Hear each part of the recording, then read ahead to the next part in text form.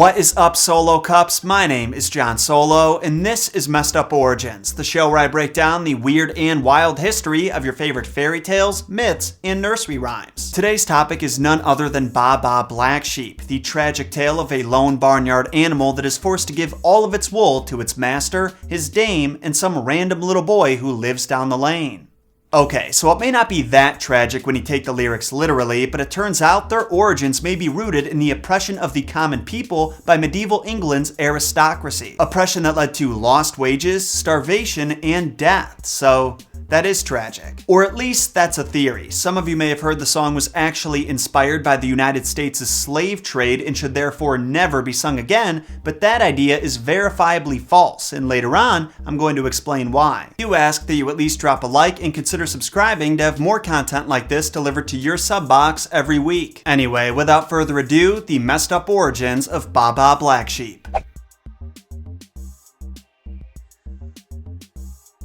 So for those who've never heard this nursery rhyme before, because I imagine there's gotta be a few of you out there, the modern day lyrics usually go like this. Baa Baa Black Sheep, have you any wool? Yes sir, 3 bags full. 1 for the master and 1 for the dame, and 1 for the little boy who lives down the lane. Now, like most nursery rhymes, the lyrics appear to be pretty random and illogical. I mean, it does make sense for people to want the wool because you need it to make a bed in Minecraft, and how else are you gonna make sure you spawn in the right place? But tell me, why is this person talking to a sheep? How does the sheep talk back? If they both speak English, then why did one of them say Baa Baa in the beginning? And to echo the great Bo Burnham, where are this little boy's parents? Is he living down the lane by himself? And if so, who signed his lease? Well, sadly, I haven't found the answers to any of these particular questions, but I can tell you those weren't always the lyrics, though the original version is still pretty similar. Included in Tommy Thumb's Pretty Songbook, published in England in 1744, the lyrics appear as follows. Baa Baa, a black sheep, have you any wool? Yes, old mate, I have 3 bags full. 2 for my master, 1 for my dame, none for the little boy that cries in the lane. Did you notice the big difference between these two versions? In the modern one, everybody gets a bag of wool, but in the original, the master gets 2, the dame gets 1, and the little boy gets none, despite the fact that he's crying for it. Remember that because it's an important part of the song's origins that we're talking about next section. In the meantime though, I've got to tell you about the melody, which sounds like this.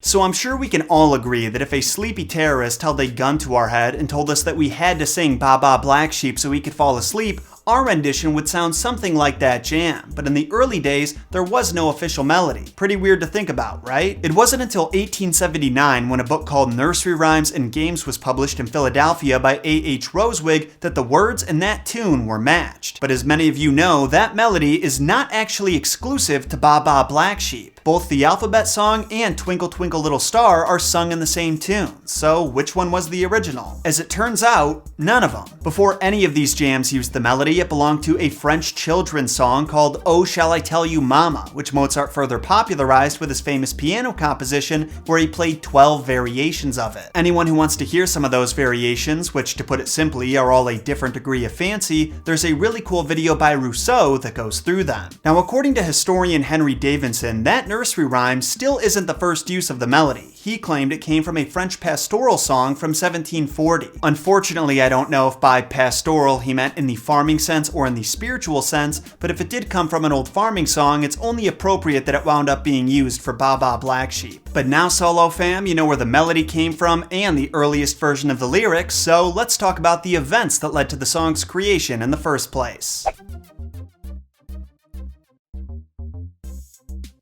So before we get into what inspired Baa Baa Black Sheep, let's talk about something that definitely didn't. the slave trade in the United States of America. I know, kind of an intense and awkward way to start this section off, but I feel like it's important for us to sort through this so we can put anyone who's heard this theory at ease. Now, while it may seem like an idea that was put forth sometime after 2013 when the progressive extremists started to label just about everything in America as being offensive to someone's culture, this theory has actually been floating around the United Kingdom since the 1980s. The first written mention of it comes from the March 1986 issue of New Scientist magazine. It refers to a professor who told their students studying to work with children that they should never sing them Ba Ba Black Sheep as it's anti-black, derogatory, offensive, and originated in the deep southern US as a song of contempt. Only here's the problem with that interpretation, or should I say, multiple problems. One, as mentioned earlier, the rhyme was first put into print back in 1744, making it at least 3 decades older than the United States, with the oral version going back even farther. Two, the southern US's main crop was cotton, not wool, and while they both can be white and fluffy, they are definitely not interchangeable. And three, not that it matters, but cotton wasn't even widely produced in the US until Eli Whitney's cotton gin was invented in 1794.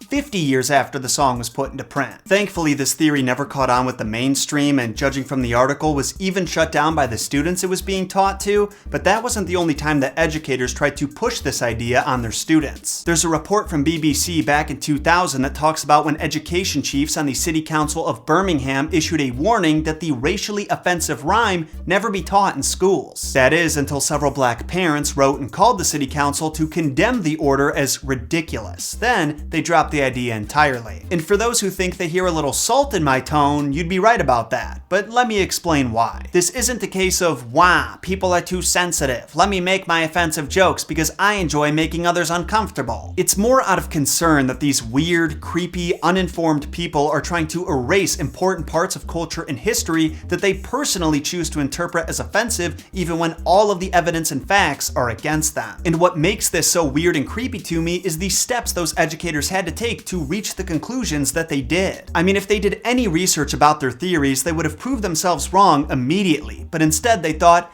hey, this nursery rhyme has the word black in it. That must mean it was made to insult black people. Now, how does the rest of the song fit my hunch? You see what I mean, Professor? Like, if you're creating racism where there wasn't any before, wouldn't that make you the bigot? I'll let you answer that one for yourself. In the meantime, I'm gonna move on from this uncomfortable subject that might cost me my career and discuss the equally tantalizing topic of taxes.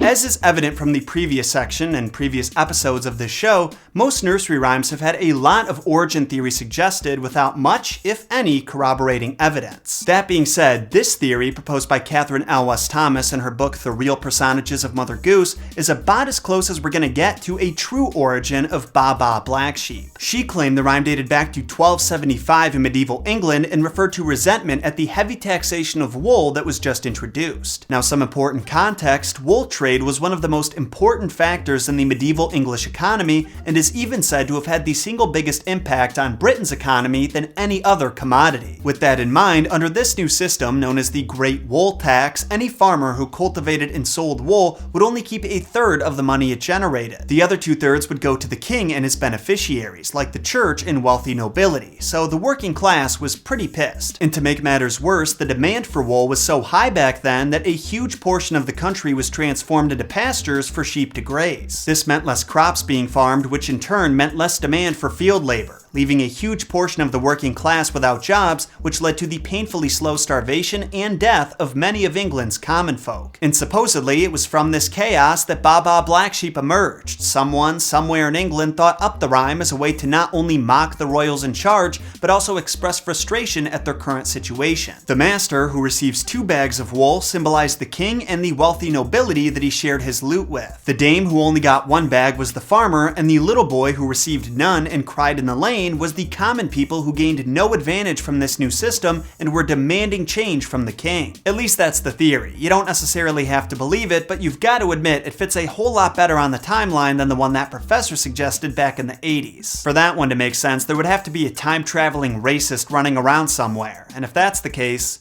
drive recklessly.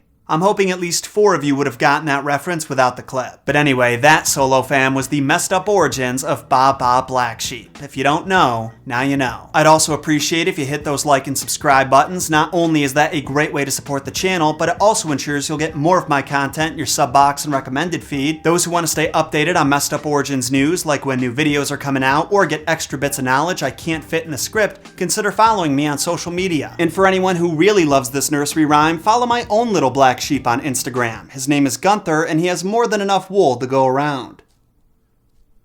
I'll see you folks again next Thursday with another new episode of Messed Up Origins. Until then, my name is John Solo, and remember, John shot first.